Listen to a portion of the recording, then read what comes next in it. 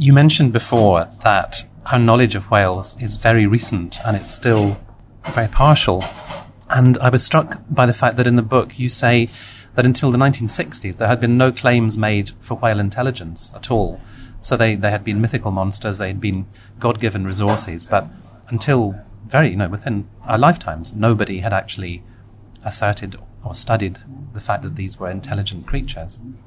Well, absolutely, and indeed, one of the whales in which I'm particularly interested, the sperm whale, has the largest brain of any animal that's ever lived. It's a 17-pound brain.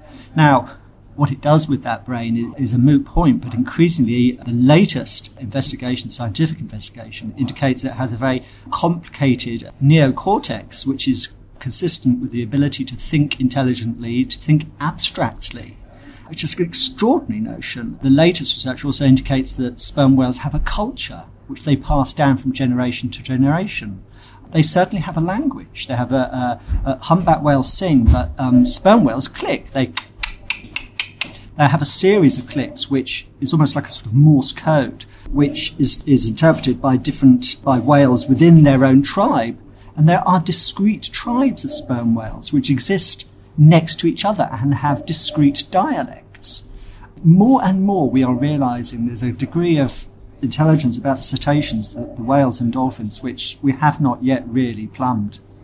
I think for me the single most poignant fact that you communicated in the book was the longevity of these animals and how we had seriously underestimated the longevity, and there is material proof that they can live to extraordinary ages, and yet hunting and other forms of marine damage mean they don't reach those ages. Tell me a little bit about, first of all, how we know how long they live, and and what it means for whale societies not to have that lifespan. It probably is one of the most salutary facts I think I certainly discovered during my research, that bowhead whales, which are a kind of right whale which live in the Arctic, are still hunted by the Inuit. There is a dispensation for Aboriginal hunting from the International Whaling Commission. So these whales are still being hunted in very small numbers by the Inuit.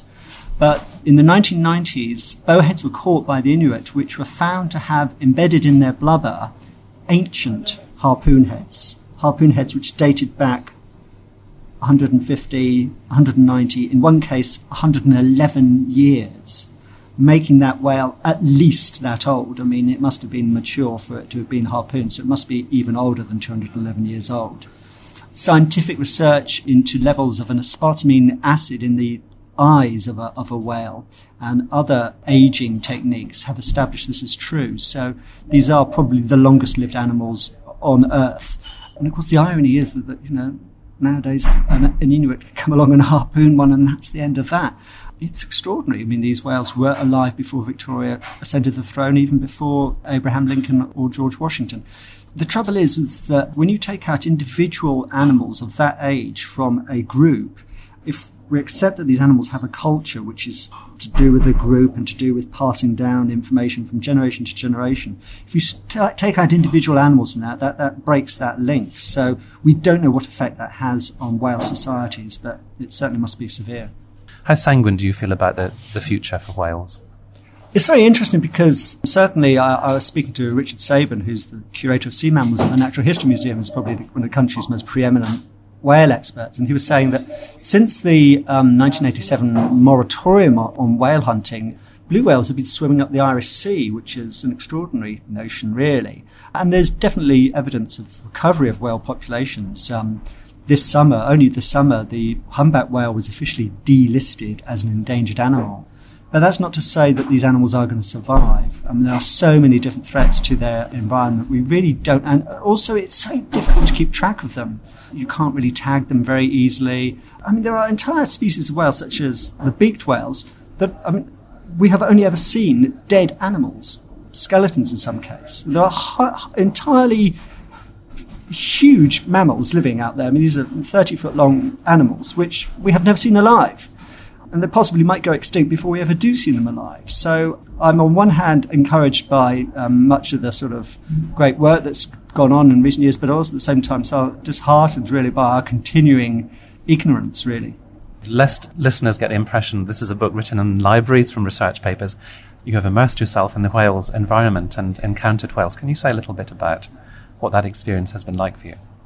Yeah, I mean, I have had, over the past 5 years writing this book and the past 8 years or so of whale watching, had sort of close encounters with whales, but the closest has been in the Azores, which are the islands in the middle of the Atlantic, very good feeding ground for sperm whales, who particularly like those deep waters where they feed on squid.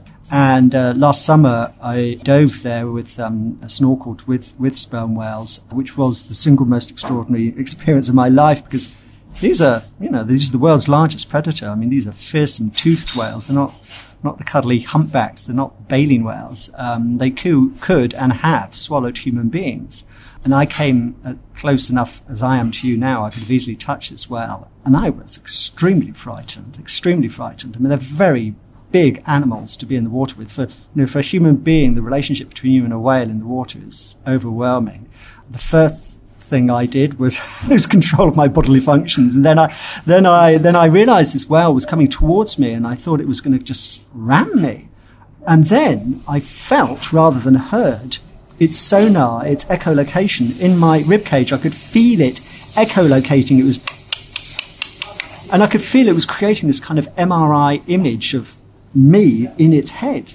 And I realized that I was entirely encompassed in its world. I was adjudged not worthy of interest, certainly not worthy of eating. And this whale sort of came up, sidled past me. I saw its eye very close, and then it dove perpendicularly into the black below.